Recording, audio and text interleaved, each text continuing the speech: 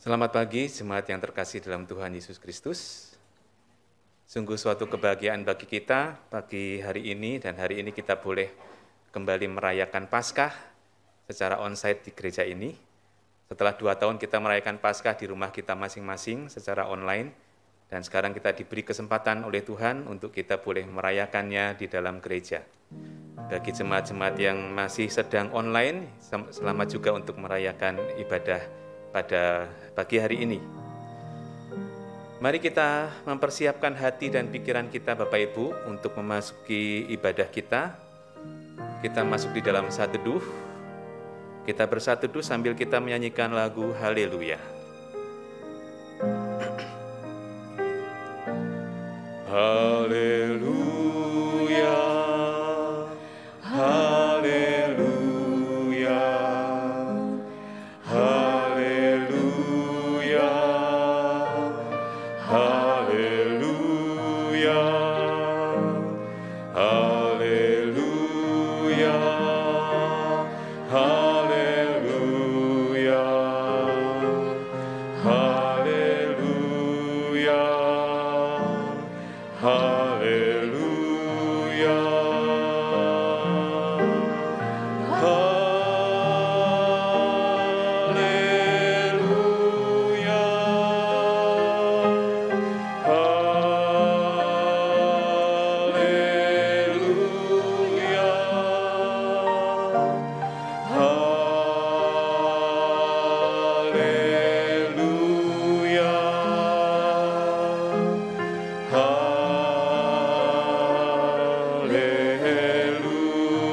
Yesus bangkit, haleluya. Yesus bangkit, haleluya. Yesus bangkit, haleluya. Yesus bangkit, haleluya. Yesus bangkit, haleluya, haleluya, haleluya,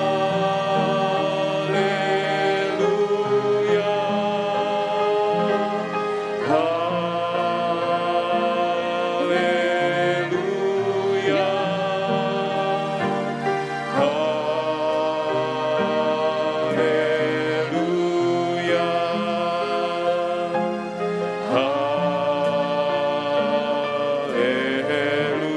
haleluya. Yesus menang, Yesus menang, haleluya. Yesus menang, haleluya. Yesus menang, haleluya. Yesus menang, haleluya.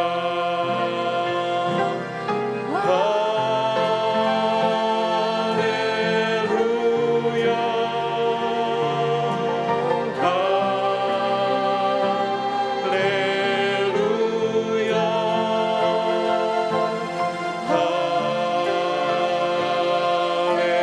haleluya,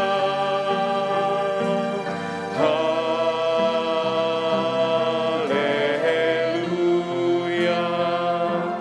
Katakan, Dia Tuhan yang telah bangkit dari maut, sebab Dia adalah Tuhan.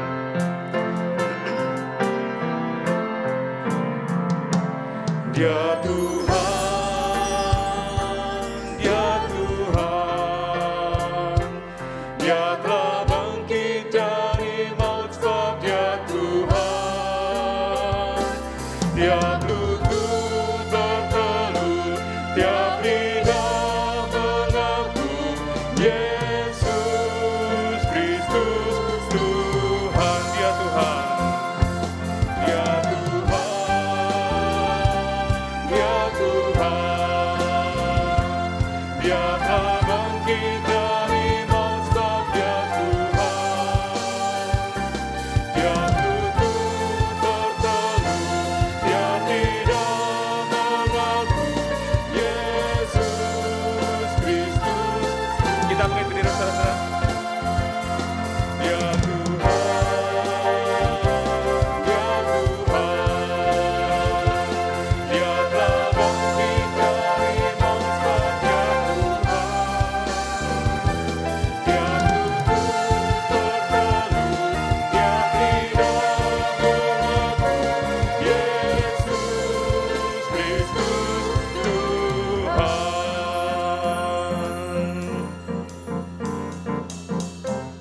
Haleluya, Kristus telah bangkit. Benar, Kristus telah bangkit. Haleluya. Kuburnya kosong, Dia bangkit. Kristus telah bangkit. Haleluya. Kegelapan maut telah dikalahkannya. Kristus telah bangkit. Haleluya. Dari kubur Dia bangkit, mengalahkan kuasa iblis. Yesus bangkit, mengalahkan kuasa gelap, dan hidup bersama semua umat-Nya. Dia bangkit, Dia bangkit, haleluya, Dia bangkit. Dari kubur Dia bangkit, mengalahkan kuasa iblis. Yesus bangkit, mengalahkan kuasa gelap, dan hidup bersama dengan umat-Nya. Dia bangkit, Dia bangkit, haleluya, Dia bangkit. Kulayani Tuhanku, kulayani Tuhanku, kini ku di dunia. Ku tahu Ia tetap hidup selama-lamanya. Rahmat-Nya ku alami, suara-Nya ku dengar. Tiap ku memerlukannya, Ia mendengar. Kristus hidup, kini tetap hidup. Ia dekatku, Ia sertaku, jalan yang ku tempuh. Kristus hidup, ku memajukannya. Kau bertanya, ya hidupkah? Benar, Kristus hidup. Dimanapun ku berada, ada kasih Tuhan. Dimana ku berada, ada kasih Tuhan. Meski kala ku takut, ku tak putus harap. Ku tahu Ia memimpinku tembus ombak badai. Saat kedatangannya penuh mulia. Kristus hidup, kini tetap hidup. Ia dekatku, Ia sertaku, jalan yang ku tempuh. Kristus hidup, ku memasyurkannya. Dia berkata, ya hiduplah. Benar, Kristus hidup.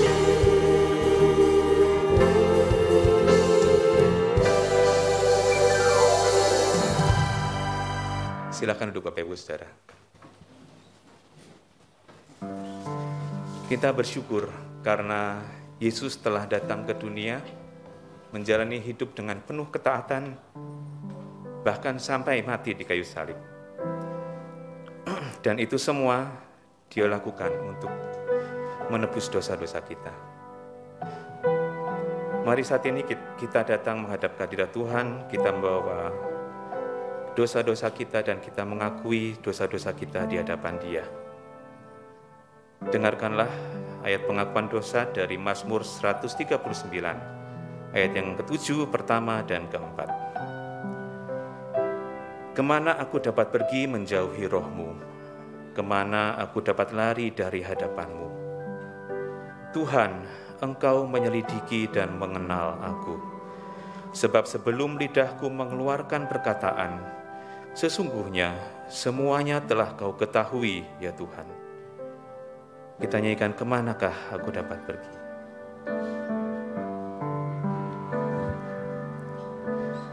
Kemanakah aku dapat pergi? Menjauhi Roh-Mu yang suci, Kau sahabat,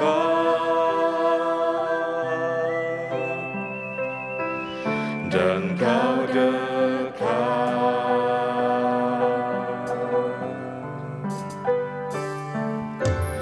Bahkan seluruh pengabdianku tak bisa membalas kesetiaanmu, sungguh mulia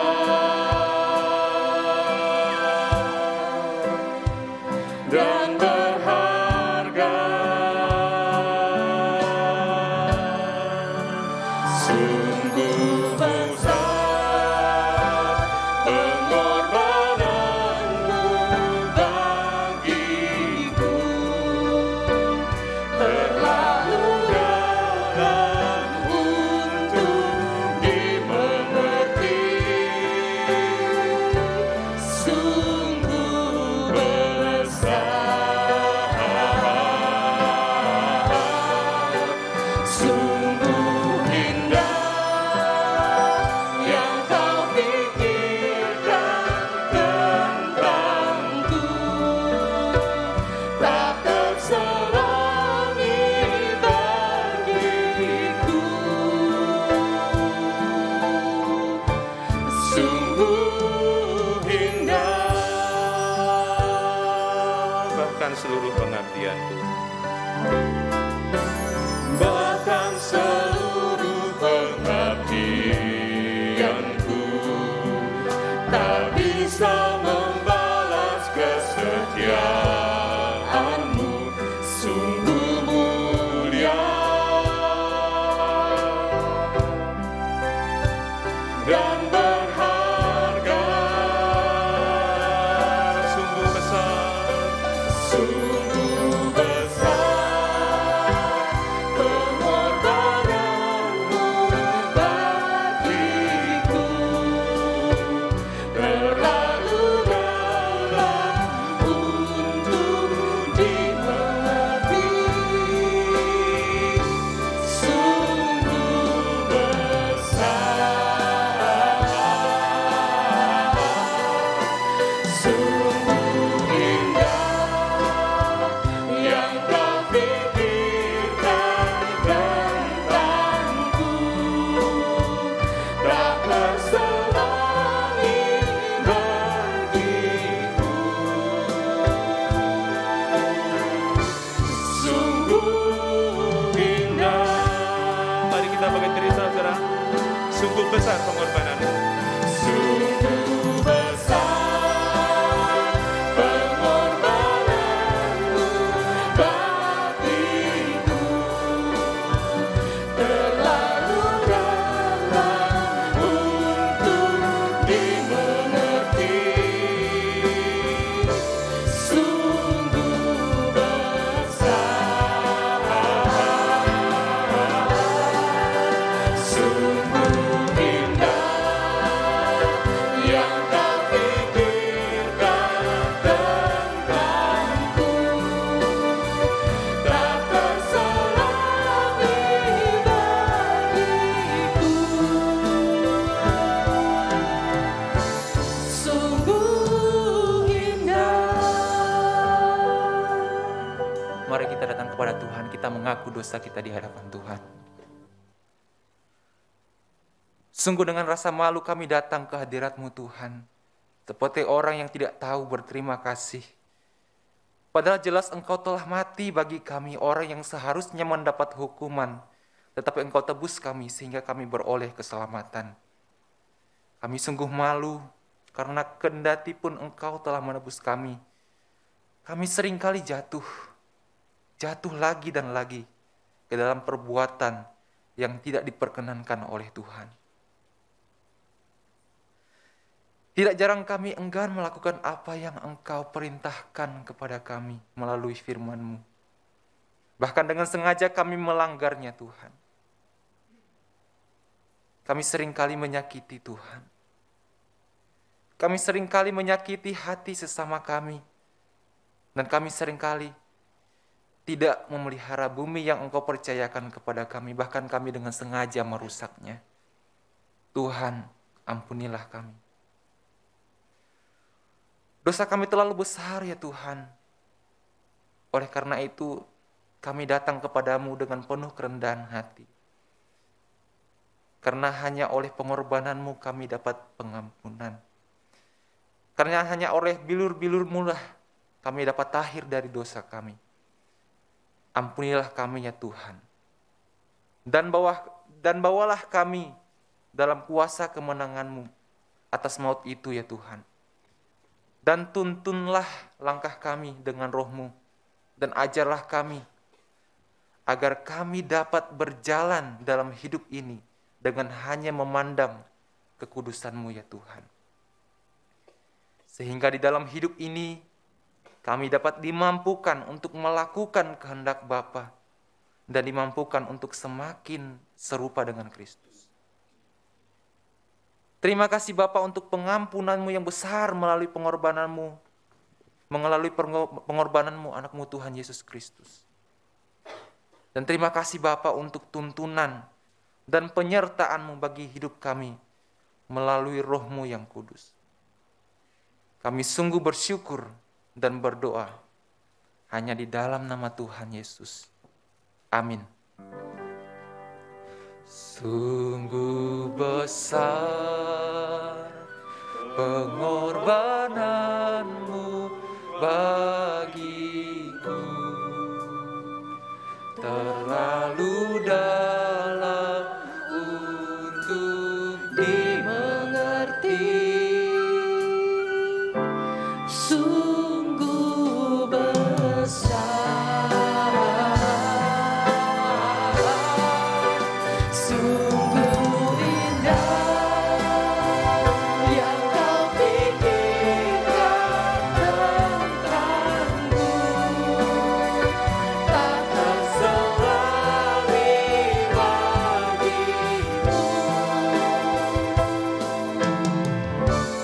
Sungguh indah. Jemaat Tuhan dipersilakan duduk kembali. Dengarlah janji pengampunan dosa yang terambil di dalam 1 Korintus pasal yang ke-15, ayat yang ke-54b sampai dengan yang ke-57. Demikianlah firman Tuhan. Maut telah ditelan dalam kemenangan. Hai maut, di manakah kemenanganmu? Hai maut, di manakah sengatmu? Sengat maut ialah dosa, dan kuasa dosa ialah hukum Taurat. Tetapi syukur kepada Allah yang telah memberikan kepada kita kemenangan oleh Yesus Kristus, Tuhan kita.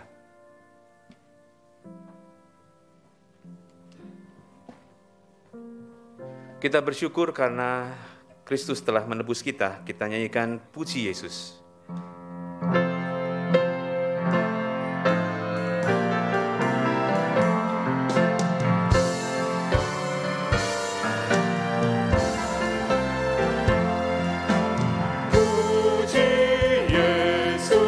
Puji Yesus penebusku, langit bumi masyurkan kasih-Nya. Puji Yesus, puji bala tentara sorga, kuasa hormat biar kepadanya. Gembala Yesus pelihara kita, siang malam kita dijaganya. Puji Yesus, masyurkan kebesaran-Nya. Puji Yesus selama-lamanya. Puji Yesus penebusku, Dia disalib sebab dosa-dosaku. Gunung batu, harapan keselamatanku. Puji Yesus, juru selamatku. Pujilah Dia yang tanggung susah kita, dan limpahkan kasih karunia.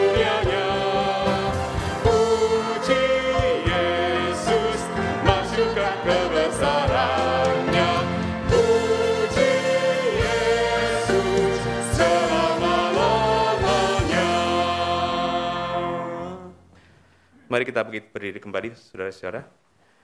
Bersama dengan umat Tuhan di segala tempat dan segala abad, kita mengikrarkan pengakuan iman kita yang berbunyi demikian. Aku percaya kepada Allah, Bapa yang Maha Kuasa, Khalik langit dan bumi, dan kepada Yesus Kristus, anaknya yang tunggal Tuhan kita, yang dikandung dari Roh Kudus, lahir dari anak darah Maria, yang berita sengsara di bawah pemerintahan Pontius Pilatus, disalibkan, mati dan dikuburkan, turun ke dalam kerajaan maut. Pada hari yang ketiga, bangkit pula dari antara orang mati, naik ke surga, duduk di sebelah kanan Allah, Bapa yang Maha Kuasa, dan dari sana ia akan datang untuk menghakimi orang yang hidup dan yang mati. Aku percaya kepada Roh Kudus, gereja yang kudus dan am, persekutuan orang kudus, pengampunan dosa, kebangkitan tubuh, dan hidup yang kekal. Amin. Silakan duduk kembali, Bapak Ibu Saudara.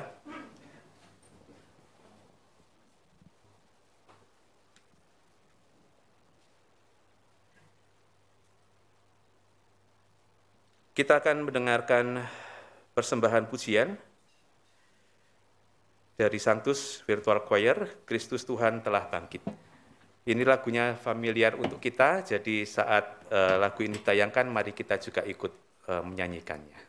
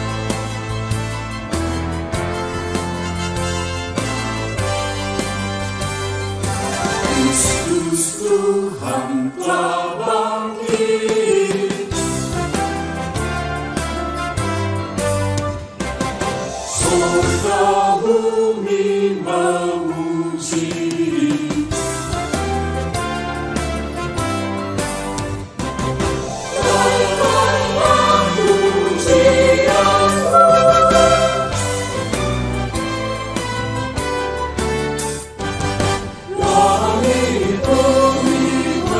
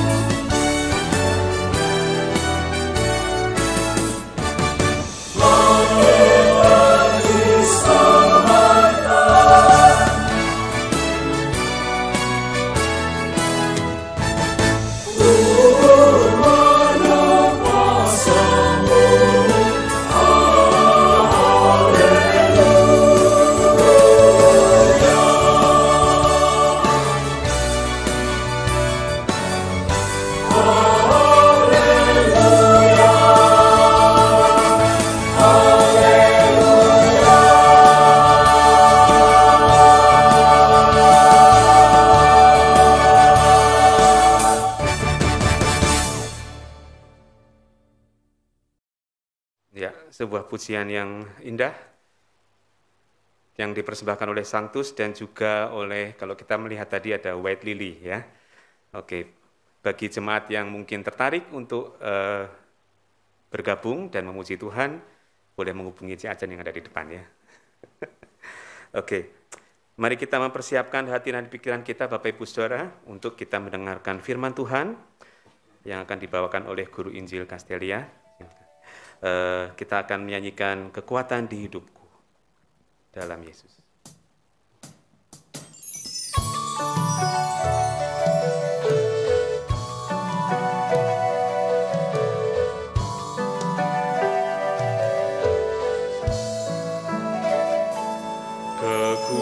Kekuatan di hidupku, ku dapat dalam Yesus. Dia tak pernah tinggalkanku, setia menopangku, berseru berharap dalam Yesus. Kekuatan di hidupku. Kekuatan di hidupku, ku dapat dalam Yesus. Dia tak pernah tinggalkanku, setia menopangku, berseru berharap dalam Yesus. Ajaib Kau Tuhan. Ajaib Kau Tuhan, penuh kuasa, sanggup pulihkan keadaanku. Dalam tangan-Mu seluruh hidupku, tak akan goyah selamanya. Kekuatan di hidupku.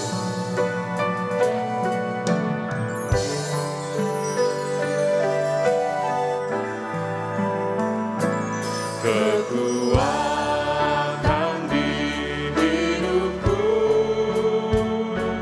ku dapat dalam Yesus. Dia tak pernah tinggalkanku, setia menopangku, berseru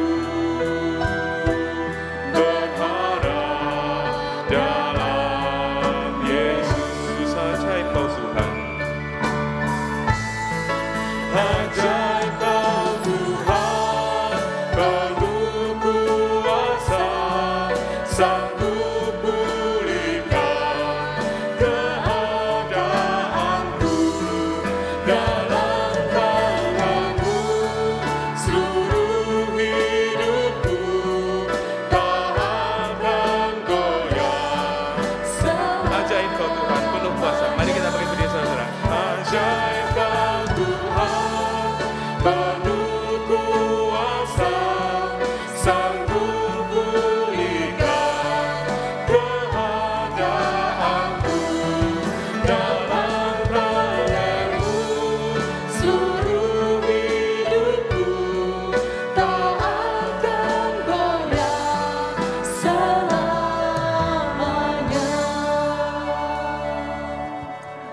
Saudara, mari kita berdoa. Kami sungguh bersyukur memiliki Allah yang seperti Engkau ya Tuhan. Allah yang bangkit dari antara orang mati dan Allah yang menjaminkan keselamatan kami serta kehidupan kekal yang Kau anugerahkan kepada kami. Sesungguhnya siapakah kami ini Tuhan?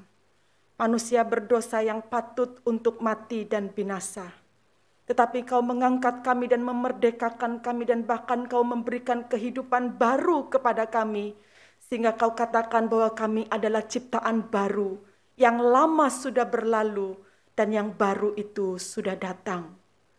Tuhan, kami sungguh bersyukur dimenangkan oleh Tuhan dalam kehidupan kami di dunia yang fana ini, sehingga hari ini kami mendapati diri kami dapat disebut sebagai anak-anak Tuhan. Kami sungguh bersyukur merayakan Paskah sekali lagi di tahun ini, Tuhan. Masih di tengah pandemi, masih di tengah kesusahan banyak orang, masih di tengah pergumulan. Tapi kami tidak ingin melihat pergumulan dan kesusahan itu sebagai belenggu yang tidak melepaskan kami, untuk kami dapat secara lepas merayakan kebangkitan Kristus yang kami sungguh syukuri itu. Untuk itulah kami ada di tempat ini, di gereja Tuhan. Dan bahkan sebagian kami masih tetap beribadah secara online pada hari ini. Kiranya Tuhan hadir di tengah kami, di dalam hati kami, memakai hamba-Mu yang berbicara untuk dapat menyampaikan setiap kebenaran tepat seperti yang Engkau kehendaki. Di dalam nama Tuhan Yesus Kristus kami berdoa dan mengucap syukur. Amin. Silakan duduk saudara-saudara. Selamat pagi, shalom saudara-saudara. Puji Tuhan, senang sekali saya bisa melayani di Jemaat GKY Karawaci ini. Berjumpa dengan saudara dan saya bersyukur hari ini banyak yang datang. Gereja ini hampir penuh kembali. Ini betul-betul sesuatu yang exciting ya saudara saya. Senang sekali ya bisa duduk bersama di dalam rumah Tuhan dan kita bersekutu. Tetapi saya juga tetap menyapa buat saudara-saudara yang beribadah secara online. Saya percaya satu saat nanti jika Tuhan sudah sungguh-sungguh dapat memberanikan saudara untuk melangkah datang ke gereja, saudara pasti akan datang ke gereja juga, duduk bersama dan kita menikmati persekutuan yang indah bersama dengan saudara-saudara seiman.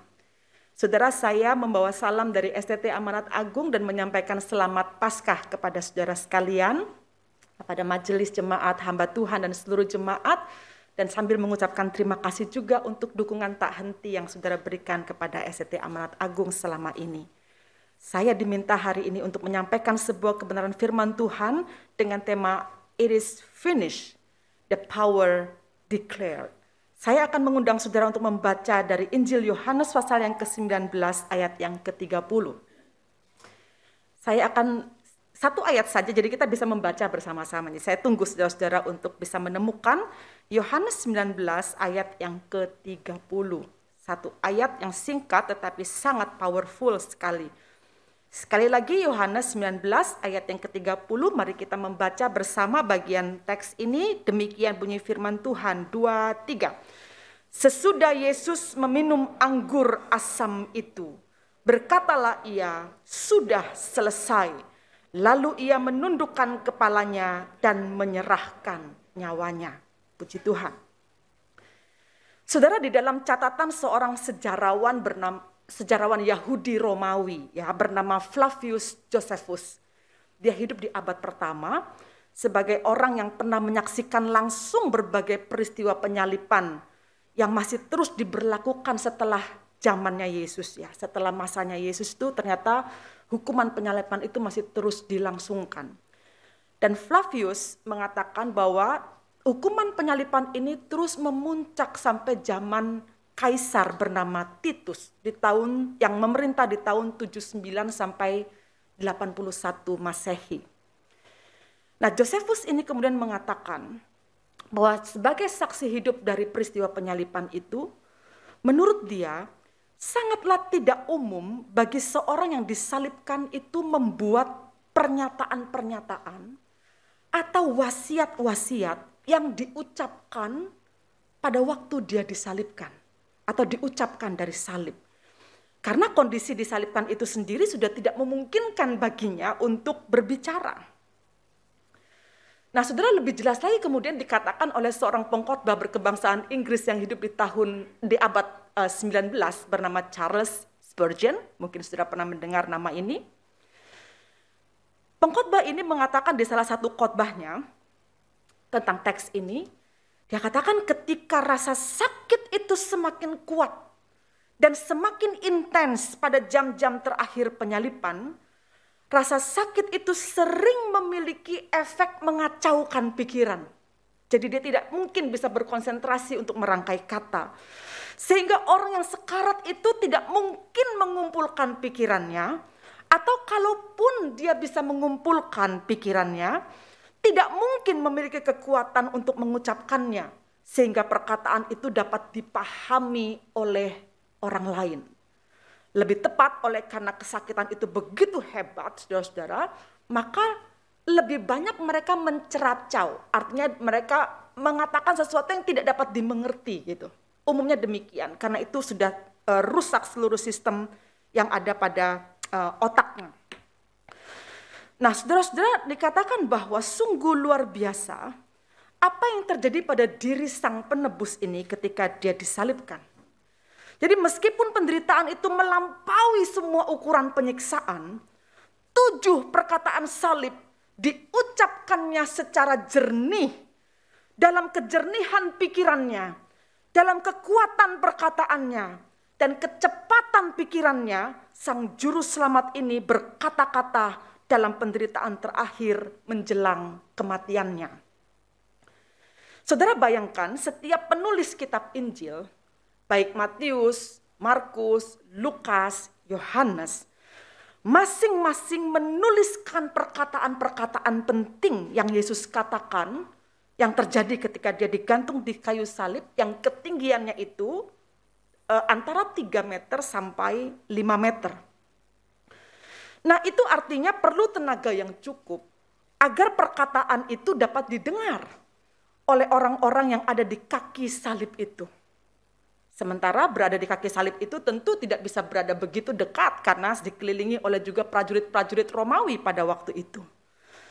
Jadi saudara-saudara, 7 perkataan salib yang tertulis di dalam seluruh kitab Injil ini adalah pernyataan yang sangat penting.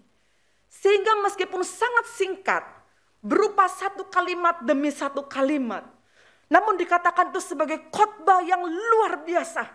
Khotbah terakhir yang Yesus sampaikan dan katakan kepada orang-orang yang mengikut dia atau kepada murid-muridnya. Saudara, karena itulah para penulis Injil ini berupaya dengan cermat untuk dapat menangkap apa yang Yesus katakan di kayu salib itu untuk kemudian dia tuliskan. Masing-masing menangkap perkataan yang berbeda, karena apa yang ditulis oleh Matius belum tentu dituliskan oleh Yohanes, apa yang ditulis oleh Yohanes belum tentu ditemukan di dalam Injil Markus dan seterusnya. Tetapi apabila dikumpulkan sesuai dengan urutan waktunya, perkataan itu terjadi dan terdapat 7 perkataan salib yang dapat disampaikan. Nah, saudara, di dalam tradisi Kristen, perkataan-perkataan salib ini merupakan perkataan kudus yang sangat berkuasa sekali untuk diberitakan dari generasi ke generasi, dari zaman ke zaman, dan bahkan sampai hari ini. Salah satu di antaranya kita membahasnya pada pagi hari ini. Saudara, it is finished.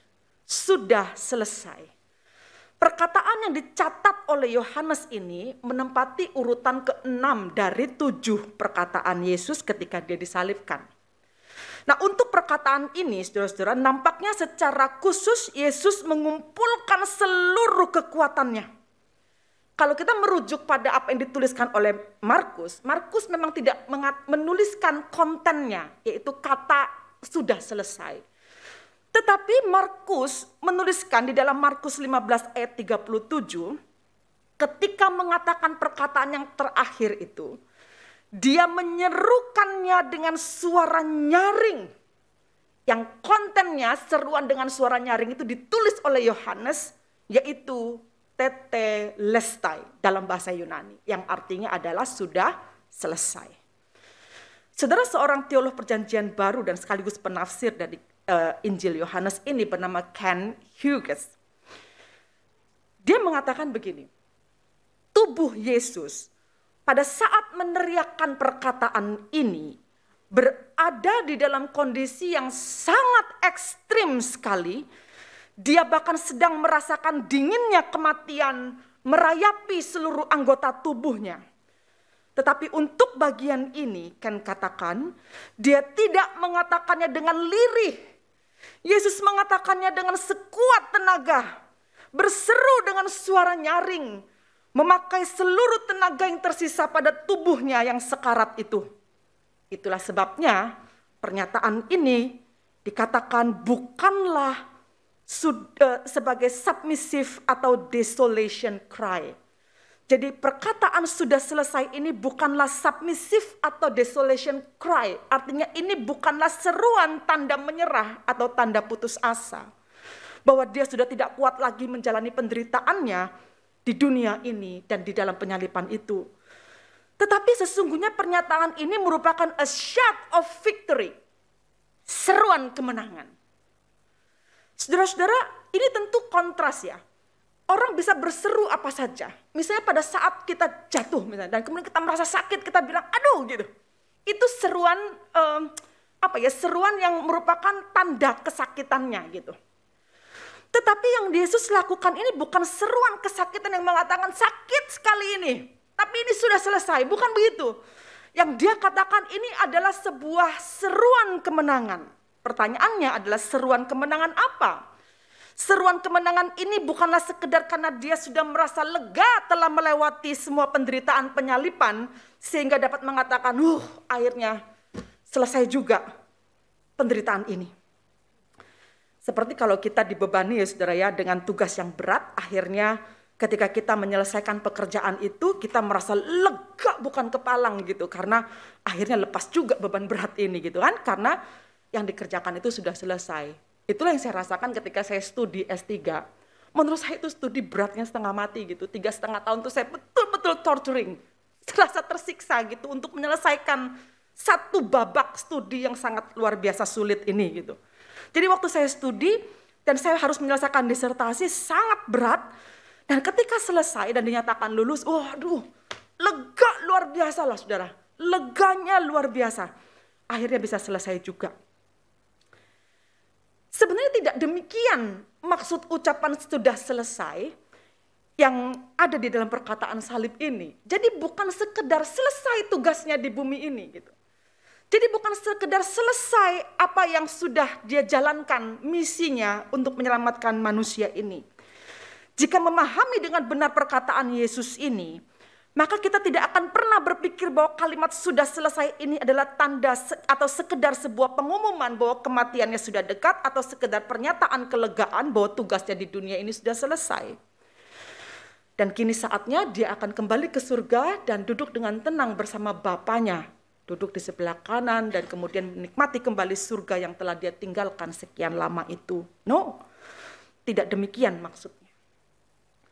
Jika tidak demikian maksudnya, lalu bagaimana kita seharusnya memahami perkataan Yesus tentang sudah selesai ini? Itu kan pertanyaannya ya, bagaimana kita memahaminya? Saudara, pernyataan sudah selesai yang dikatakan oleh Yesus ini, kalau di dalam bahasa Yunani itu hanya satu kata, saudara. Kalau bahasa Indonesia kan dua kata ya, sudah selesai. Bahasa Inggris pun juga demikian. Bahkan kalau dipecah, it is finished, itu berarti 3 kata. Tetapi di dalam bahasa Yunani itu hanya terdiri dari satu kata, sehingga memungkinkan bagi Yesus untuk satu kali ucap, dia mengatakan tetelestai, yang arti secara harafiahnya adalah, karena ini ditulis di dalam perfect tense dalam bahasa Yunani, sehingga kalau diartikan secara literal berarti demikian, it is finished and always will be finished. Ini selesai dan akan selalu menjadi selesai. Apanya yang selesai? Apa yang Yesus telah selesaikan dan selalu akan selesai? Saudara, kalau dilihat dari istilahnya, kata tetelestai ini berasal dari kata dasar bahasa Yunani juga yang artinya, yang dituliskan dengan kata singkat yaitu teleo. Yang dapat diartikan dengan terpenuhinya secara sempurna semua tugas atau kewajiban yang dipercayakan. Artinya demikian, telah terpenuhilah secara sempurna semua tugas yang dipercayakan. Nah, kata sempurna ini yang penting, saudara-saudara. Karena di dunia ini tidak ada yang bisa kita selesaikan dengan sempurna. Tetapi apa yang Yesus selesaikan itu dikatakan sempurna. Jadi selesai yang dimaksudkan di sini bukan hanya untuk saat ini saja atau pada saat dia mati saja, tetapi juga untuk saat yang akan datang. Pekerjaan ini telah selesai bukan hanya pada saat Yesus mati, tetapi sampai nanti, sampai tiba kesudahan dunia ini, sampai dia datang kembali, selesai. Jadi kalau saudara tanya kepada saudara, Tuhan ini masih ada yang kurang. No, Tuhan akan katakan sudah selesai. Saudara, itulah sebabnya kalau saudara mengkaitkan dengan apa yang Yesus selalu katakan, misalnya kepada Paulus yang memohon, berikanlah kasih karunia itu lagi kepadaku, katanya gitu. Lalu Tuhan Allah katakan, cukuplah kasih karuniaku bagimu. Artinya sudah selesai. Saudara, sudah selesai ini memiliki jaminan yang luar biasa pasti gitu. Jadi makna dari tetelestai ini sungguh sangat besar sekali. Dan begitu kuatnya kata tetelestai ini, saudara-saudara, sehingga rasanya Yohanes perlu menuliskannya dalam sebuah pengantar. Sampai kemudian Yesus mengatakannya sendiri, saudara-saudara. Nah, kalau saudara perhatikan, Yohanes mengulangi kata tetelestai atau dari kata dasar teleo itu sampai 3 kali di dalam perikop yang sama, saudara-saudara. 2 yang lain itu dia tuliskan di ayat 28. Dikatakan demikian oleh Yohanes ya, sebagai pengantar, sebagai narator. Dia katakan, sesudah itu Yesus tahu bahwa segala sesuatu telah selesai. Persis perkataannya, tetelestai. Berkatalah ia, sudah genaplah. Nah, kata genaplah itu juga dimaksudkan seperti halnya teleo atau tetelestai. Yang dia katakan genaplah, sudah selesai, sudah tergenapi, sudah fulfill, sudah terpenuhi. Seluruh yang tertulis di dalam kitab suci. Lalu dia mengutip satu kata, perkataan yang kemudian dikatakan oleh Yesus juga disalib, yaitu aku haus. Saudara, keduanya perkataan yang dikatakan oleh Yohanes ini sama-sama berbicara tentang selesai, sempurna. Selesainya misi keselamatan dan penggenapan dari seluruh yang dikatakan oleh para nabi dalam kitab suci. Bahkan pada saat Yesus mengatakan aku haus, itu pun bukan sekedar karena dia merasa kering yang begitu hebat di kerongkongannya sehingga dia merasa begitu haus pada saat disalib itu. Mungkin kalau kita mendramatisir atau mendramakan gitu ya, membuat ini sebagai sebuah film seperti film-film yang biasa saudara tonton kalau pas Jumat Agung atau Paskah, Passion of the Christ gitu. Saudara begitu konsentrasi kepada penderitaan fisik yang terjadi pada waktu itu. Saudara, sebenarnya yang harus kita pahami sebagai orang percaya itu, atau rasa terharu kita itu bukan diundang oleh karena adanya audiovisual yang saudara lihat itu, melihat penderitaan fisik, luka-luka yang Yesus rasakan, cambuk yang begitu dalam mengangkat seluruh daging dalam tubuhnya gitu saudara ya. Dan saudara merasa terharu, dan saudara merasa gak tega sekali melihat Yesus yang seperti itu. Dan bahkan kita bisa mencucurkan air mata ketika melihat film itu karena merasa Tuhan, harusnya bukan engkau gitu. Kita tidak tega dengan penderitaan itu. Saudara, sebenarnya yang harusnya membuat kita memahami itu bukan sekedar apa yang terlihat secara fisik. Karena soal fisiknya seperti itu dan bahkan matinya seperti itu sudah tercatat di dalam kitab suci. Bahkan Yesaya mengatakan bahwa rupanya sampai menjadi buruk dan orang tidak lagi bisa melihatnya sebagai manusia saking buruknya oleh karena penderitaan itu.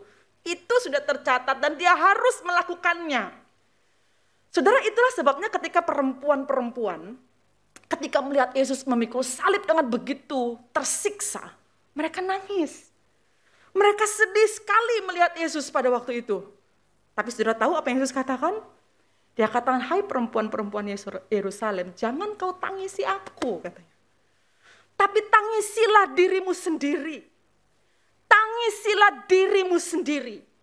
Tangisilah dirimu sendiri yang seharusnya binasa. Tangisilah dosa yang ada di dalam dirimu itu. Jangan tangisi aku.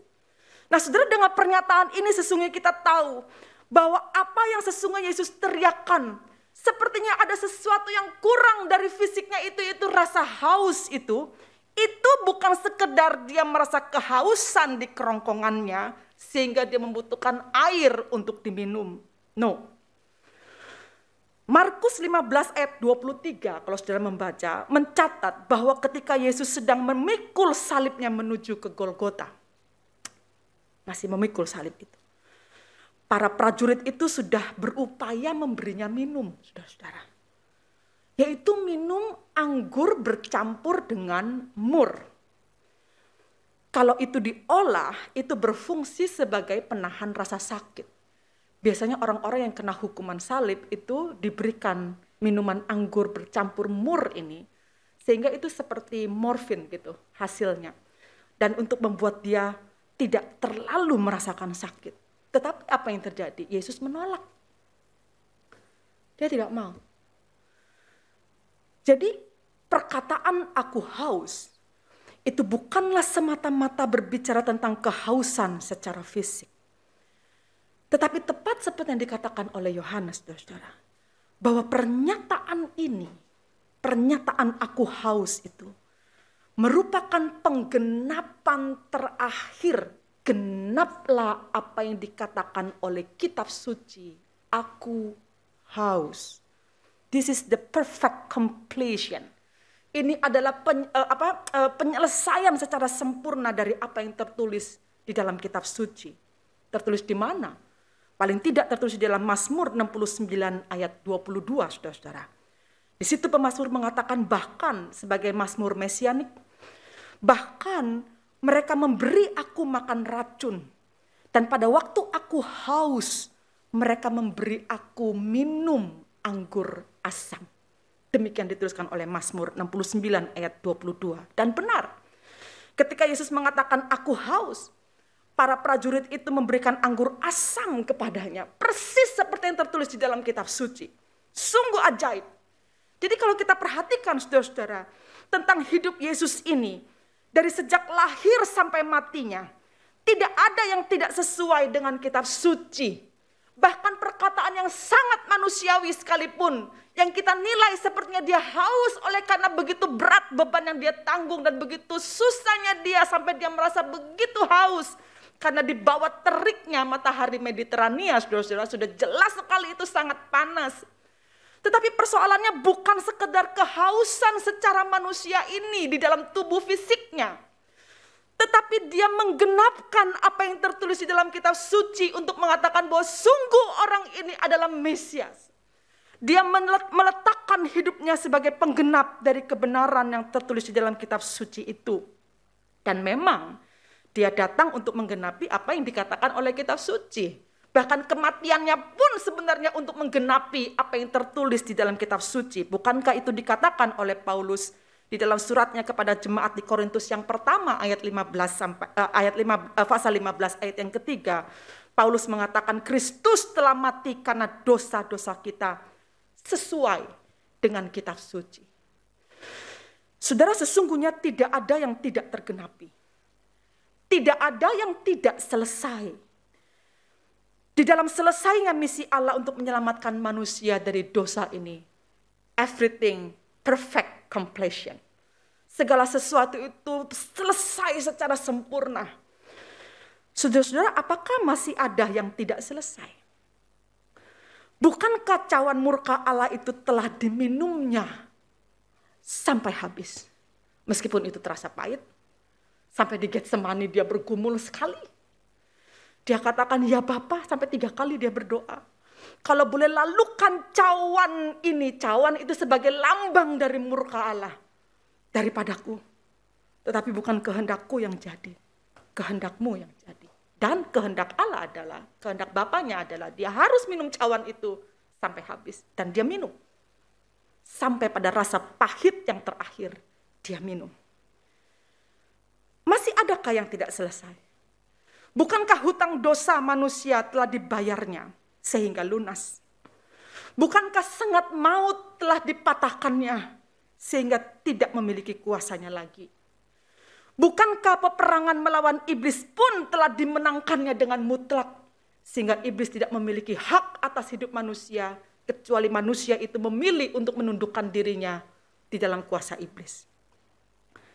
Jadi apa yang kurang dari karya penebusan ini? Tidak ada yang kurang. Tidak ada yang tidak selesai. Semua dapat diselesaikan oleh Yesus dengan sempurna. Nah, oleh karena selesai dengan sempurna, saudara-saudara, maka hidup saudara dan saya sepenuhnya merdeka. Hidup dan saudara dan saya kemudian bebas dari segala belenggu dosa yang menghancurkan dan mematikan dan membinasakan dan memasukkan kita ke neraka yang jahanam itu. Tetapi kita tidak ada lagi di dalam belenggu itu, saudara-saudara. Cuma yang kadang-kadang kita tidak habis pikir, begitu besar karya Allah ini, begitu hebat apa yang Dia lakukan kepada kita.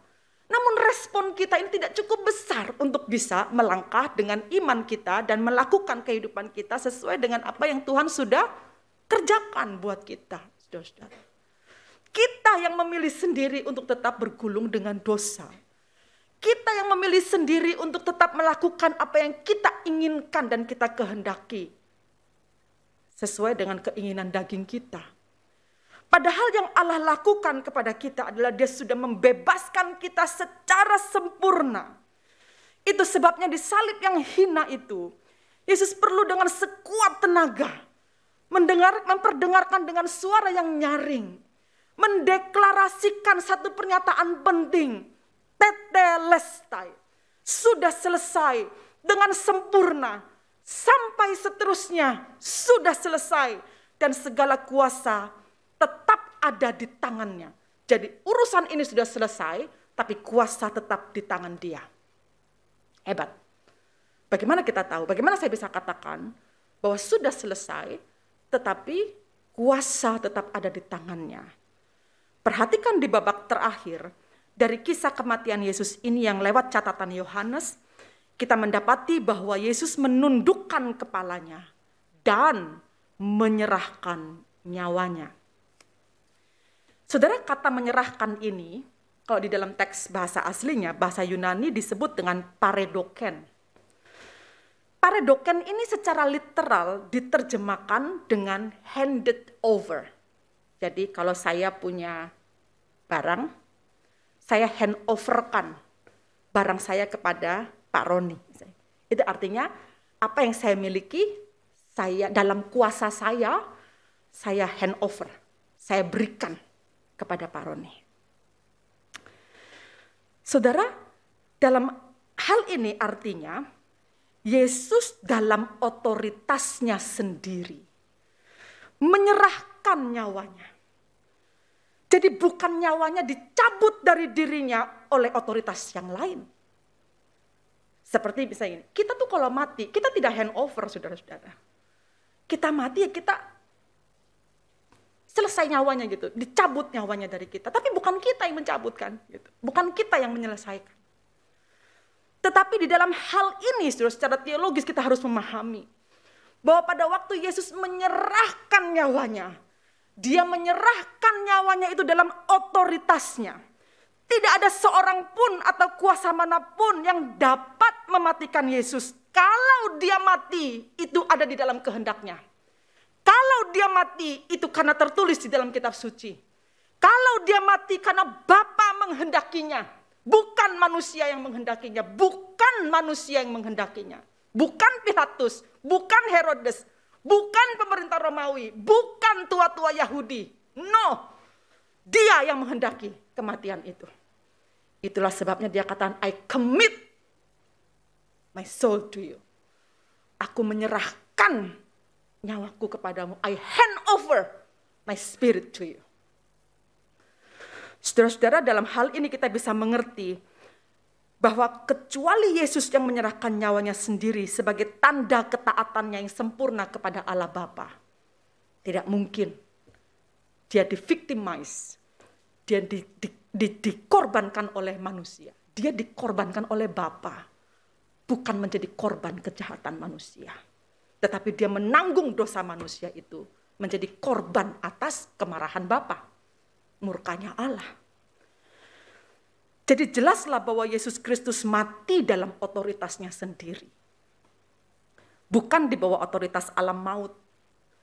Saudara, pernyataan ini menunjukkan bahwa Yesus mati bukan karena dia kalah dengan kematian itu.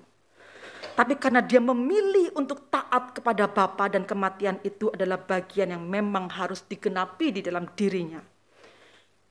Karena Yesus sendiri menyerahkan dirinya dalam kematian, saudara-saudara. Itu sebabnya maut tidak mungkin dapat menguasainya. Oh, dia menyerahkan sendiri kok dalam kematian itu. Dia bukan ditarik oleh maut, tapi dia datangi maut itu, gitu, kira-kira demikian. Saudara, disinilah kata sudah selesai atau tetelestai dibuktikan. Bukan hanya dengan kematiannya, tetapi juga dengan kebangkitannya, saudara-saudara. Ada sebuah puisi ya, yang sangat indah sekali gitu. Ditulis dengan bahasa Inggris yang sangat baik, dan bahasa Inggris kuno banget gitu kayaknya, karena saya menerjemahkannya juga perlu ngerti betul ini maksudnya apa. Puisi ini ditulis oleh seorang bernama S.W. Gandhi. Bukan Mahatma Gandhi ya, S.W. Gandhi ini seorang teolog, tapi juga seorang seorang artis gitu, seorang penulis puisi Kristen yang sangat baik. Kalau saya terjemahkan dengan bebas, puisinya itu kira-kira seperti ini bunyinya, saudara-saudara. Dia masuk ke dunia orang mati dan neraka direndahkannya. Dia dibuat menjadi berdosa dan dosa digulingkannya. Dia dibenamkan di kuburan, tetapi kubur itu dihancurkannya. Dan dia membunuh kematian dengan kematiannya. Wah, kata-kata ini sudah saya baca ulang-ulang gitu ya, untuk bisa memahami maksud yang dia tuliskan itu luar biasa sekali. Dia membunuh kematian dengan kematiannya. Siapa yang bisa melakukannya? Siapa yang bisa melakukannya? Tidak ada. Kecuali dia, Yesus, Tuhan kita. Saudara, hari ini firman Tuhan berbicara dengan sangat kuat kepadamu dan kepadaku tentang siapa dia, siapa Yesus Kristus. Siapa dia yang kita panggil Tuhan? Siapa yang kepada dia iman kita mengarah? Dan apa yang telah dilakukannya bagi kita? Tidakkah hati kita berkobar-kobar rasanya mendengar firman Tuhan ini, dan iman kita semakin teguh berpegang kepada Kristus yang telah mengalahkan maut dengan bangkitnya dia dari antara orang mati? Tidakkah saudara merasa memiliki benteng perlindungan yang kokoh, yang kepadanya saudara bisa lari dan mengadu atas apa yang saudara rasakan, penderitaan, kesusahan, kesulitan, penyiksaan yang saudara rasakan di dalam hidup yang semakin berat? Bukankah kita bisa datang kepadanya yang mengatakan kepada kita, it's finished, sudah selesai. Saudara, dengan demikian bukankah kita juga harus tidak perlu khawatir dengan hidup ini kalau saudara percaya bahwa hari esok Tuhan yang pegang. Jangankan hari esok, kematian pun dia kuasai, saudara-saudara. Sudah selesai. Ini sebuah deklarasi yang memberikan jaminan kepada kita bahwa Yesus hidup dan kita pun pasti hidup bersama dengan dia. Kiranya firman Tuhan di Paskah ini akan semakin membuat kita mengerti siapa yang kau percaya dan kau panggil sebagai Tuhan itu. Saudara, berjalan di dalam iman kepada Tuhan, kita tidak akan pernah merugi. Oleh karena itu, harusnya kita berpikir, siapa lagi selain kita yang bisa mengenal Tuhan yang seperti ini. Kiranya firman Tuhan hari ini menguatkan saudara dan membuat kita semakin cinta Tuhan dan rindu untuk bersama dengan dia, karena segala sesuatu telah selesai. Mari kita berdoa. Tuhan, kami sungguh bersyukur. Betapa hebat, betapa mulia, betapa agung keberadaanmu, dirimu bagi kami ya Tuhan. Dengan pikiran kami yang sangat terbatas, kami seringkali tidak memahami dengan begitu dalam arti kematian-Mu dan arti kebangkitan-Mu. Kami hanya melihat, kami hanya mendengar kami hanya membaca di dalam sebuah sejarah kekristenan bahwa ada seorang juru selamat yang datang ke dunia ini, mati bagi kami dan bangkit bagi kami. Tetapi bagaimana hal itu terjadi, mungkin kami tidak sangat memahaminya. Secuplik bagian dari begitu luasnya samudera kebenaran Allah kami terima pada pagi hari ini. Merasakan begitu dalamnya kebenaran yang diungkapkan oleh satu bagian penting. Satu ayat saja cukup memberikan kepada kami pengertian tentang begitu dalamnya keberadaanmu, kehadiranmu bagi kami. Tuhan, memang benar kau telah mati. Tapi kau bukan mati karena dibuat oleh manusia. Tapi kau mati karena dikehendaki oleh Allah. Dan kau menyerahkan dirimu. Melakukan handover dalam otoritasmu. Jiwamu dimatikan. Tetapi kami bersyukur lewat kebangkitanmu kami sungguh merasakan bahwa pernyataan sudah selesai.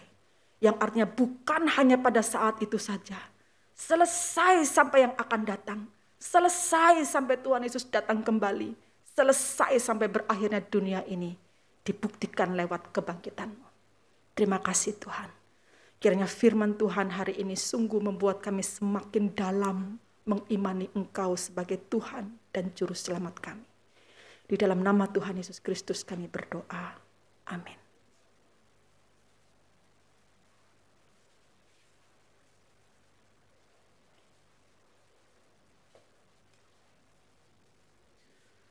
Terima kasih kepada Pendeta Castelia yang sudah menyampaikan firman Tuhan.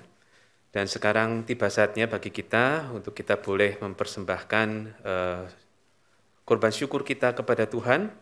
Persembahan dapat dilakukan dengan scan barcode di depan kursi Bapak Ibu Saudara atau yang ada di layar.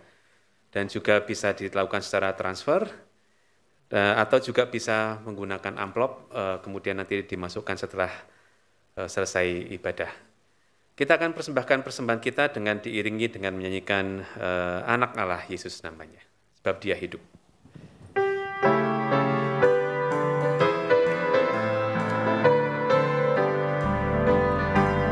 Anak Allah Yesus namanya, menyembuhkan,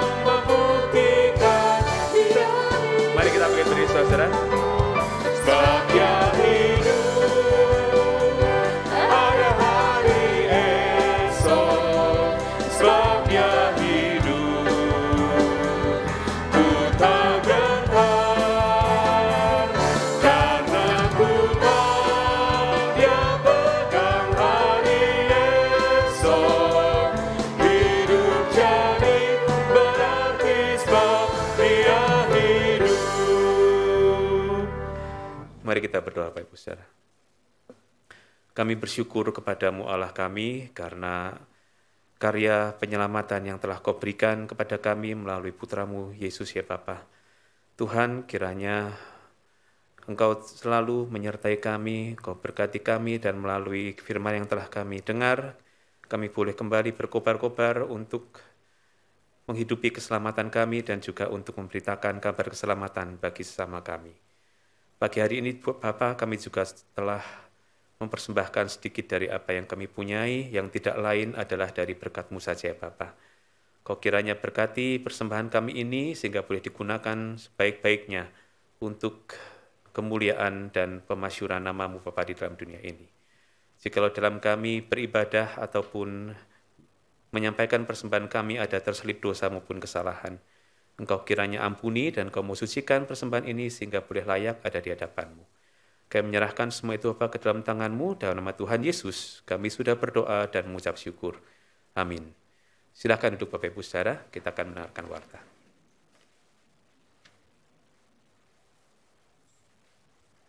Shalom jemaat kasih dalam Tuhan. Selamat Paskah untuk setiap kita. Dan bersyukur untuk hari ini kita boleh bersama-sama beribadah, dan saya mewakili keluarga besar GKI Karawaci mengucapkan terima kasih kepada Pendeta Castelia yang telah menyampaikan firman Tuhan.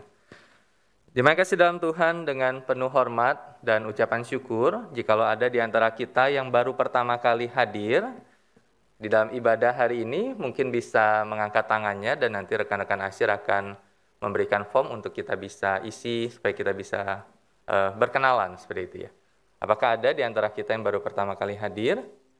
Bisa angkat tangan.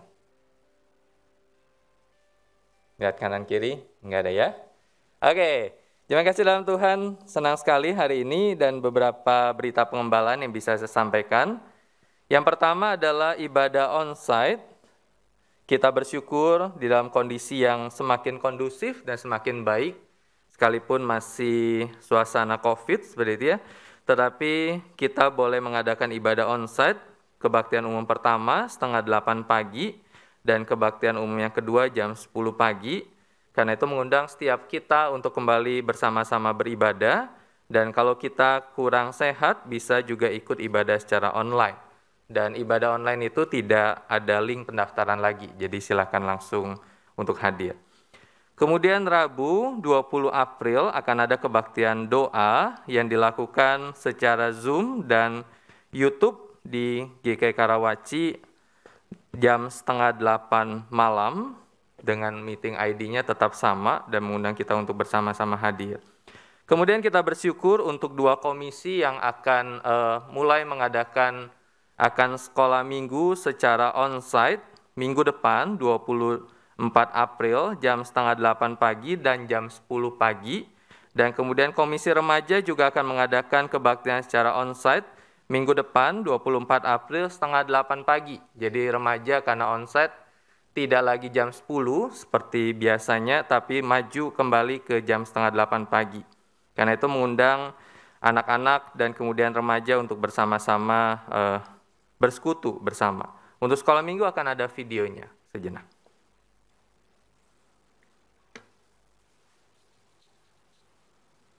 Halo adik-adik sekolah minggu GKI Karawaci, Lause ada info baru nih. Nah, setelah sekian lama kita mengikuti ibadah secara online, akhirnya sekolah minggu akan diadakan secara onsite mulai tanggal 24 April tahun 2022 dari jam 7.30 dan jam 10 pagi. Ibadah onsite ini terbuka bagi adik-adik yang sudah berusia 6 tahun ke atas, atau bagi adik-adik yang sudah vaksin minimal 1 kali ya. Nah, untuk adik-adik yang belum vaksin atau yang merasa tubuhnya kurang sehat, adik-adik dapat mengikuti ibadah sekolah minggu dari rumah masing-masing via Zoom di pukul 10 pagi. Untuk mengikuti sekolah minggu onsite ini, ada beberapa hal yang perlu diperhatikan oleh adik-adik. Silakan saksikan dalam tayangan berikut ini. Nomor 1. Sebelum memasuki ruang gereja, pertama-tama adik-adik harus melakukan pengecekan suhu dan melakukan scan peduli lindungi yang dibantu oleh orang tua.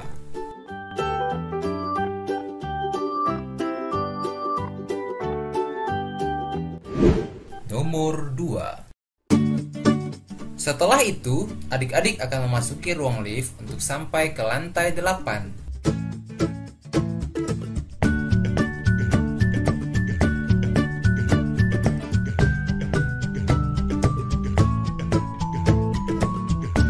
Jika di dalam lift, pastikan tetap jaga jarak ya.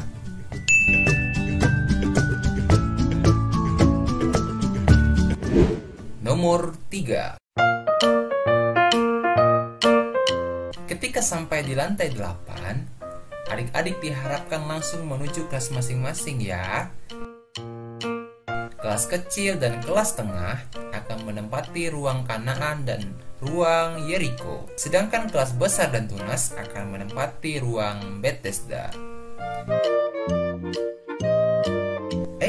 Sebelum masuk kelas, jangan lupa hand sanitizer-nya ya.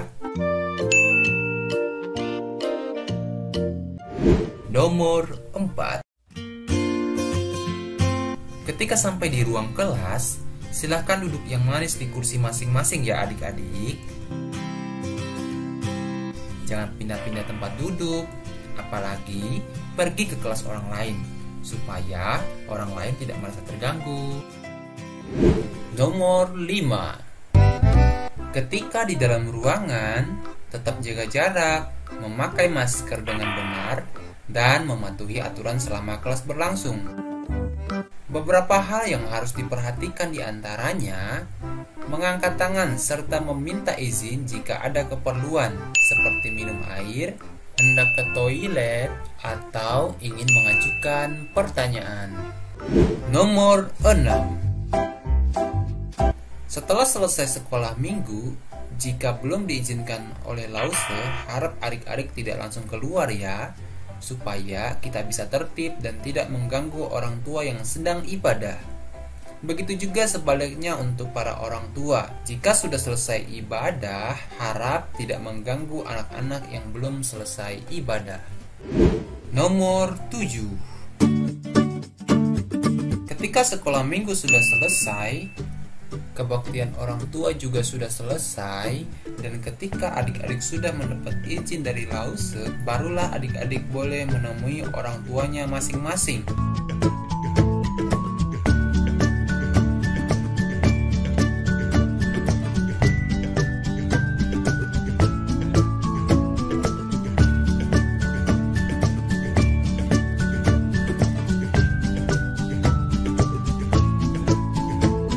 Untuk penggunaan lift ketika hendak pulang, harap budayakan antri dan tetap jaga protokol kesehatan ya, serta mohon untuk tidak bertumpuk-tumpuk di depan lift. Sekian info yang dapat Lause sampaikan. Kiranya adik-adik dapat memahami dan memperhatikannya ya. Untuk papa dan mama, tolong bantu ingatin ya anak-anak, supaya tercipta keamanan dan kenyamanan di dalam ibadah kita. Tetap jaga kesehatan, jaga diri Anda, dan lindungi keluarga kita. Tuhan Yesus memberkati.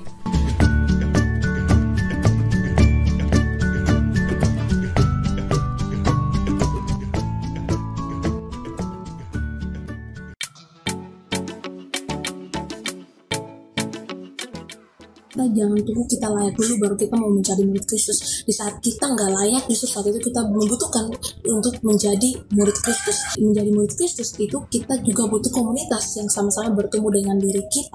Dalam hal ini KTB.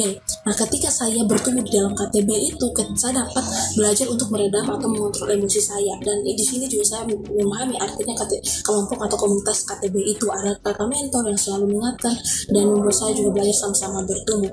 Dan dari itulah saya dapat belajar menjadi saksi Kristus dalam dunia lewat hati, pikiran, dan perbuatan saya yang dapat memancarkan Kristus.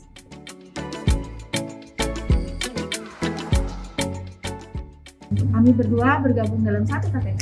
Di KTB kita belajar firman Tuhan, lalu kita berdua juga karena makin dekat, kita bisa saling sharing, kita saling belajar, dan kita saling mendoakan.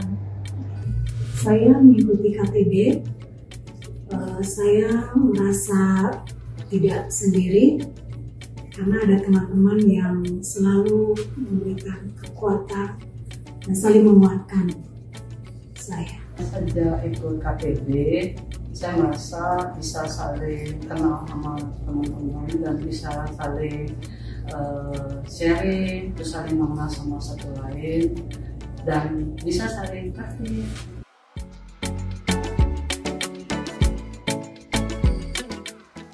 Dalam hal ini saya bersyukur oleh karena Kami semua sudah ada di dalam Tuhan sehingga tidak mengalami kesulitan pada waktu kami menurunkan iman kepada anak cucu kami. Tentunya saya harus menjadi contoh yang baik bagi mereka di dalam kehidupan kami sehari-hari. Ketika kami mengalami pergumulan, kami mengajak mereka untuk berdoa dan menyerahkan seluruhnya ke dalam tangan Tuhan. Saya percaya ketika kita menanamkan iman kepada anak cucu kita sejak kecil, maka itu akan tertanam di dalam hati anak cucu kami sampai dewasa nanti, dan itu boleh menjadi bekal hidup di kehidupan mereka yang akan datang. Saya sangat menikmati berada di Komisi Kaleb oleh karena kami saling memperhatikan dan memperdulikan satu dengan yang lain. Memperkokoh iman, ada persekutuan Kaleb, ada juga KTB, di mana kita bisa sharing dan saling mendoakan.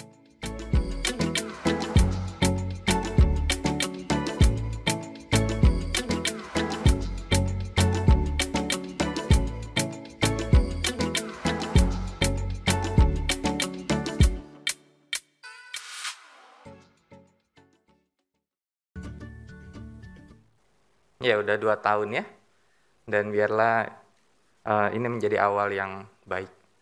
Jemaat kasih dalam Tuhan, ada berita duka cita. Telah kembali ke rumah Bapa di surga Ibu Liao Man Hyong pada Minggu 10 April, dan jenazah telah dikremasi pada Rabu 13 April di Krematorium Heaven, Jakarta, dan kiranya Roh Kudus memberikan kekuatan dan penghiburan bagi keluarga yang ditinggalkan. Saya mengundang kita berdiri. Dengarkanlah berita pengutusan. Kembalilah ke dalam kehidupan sebagai seorang murid Kristus. Taatilah firman dan bersaksilah bagi Tuhan. Kuatkanlah yang lemah dan bantulah yang kekurangan. Kasihilah dan layanilah Tuhan dengan segenap hatimu. Doksologi dan doa berkat disampaikan oleh Pendeta Castelia.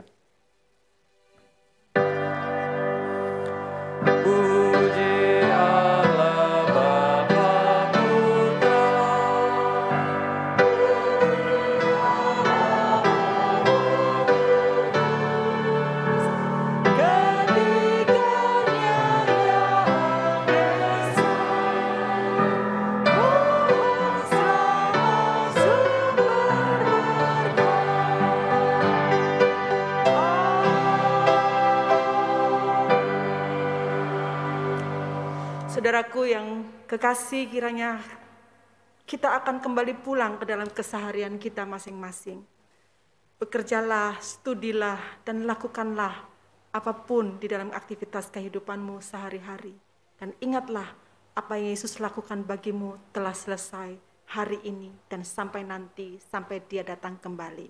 Mari kita pulang dan kita menerima berkat Tuhan. Kiranya kasih karunia dari Tuhan Yesus Kristus, kasih sayang dari Allah Bapa, persekutuan, penghiburan, dan kekuatan dari Roh Kudus akan ada bersama dengan saudara sekalian, kini dan selamanya. Amin.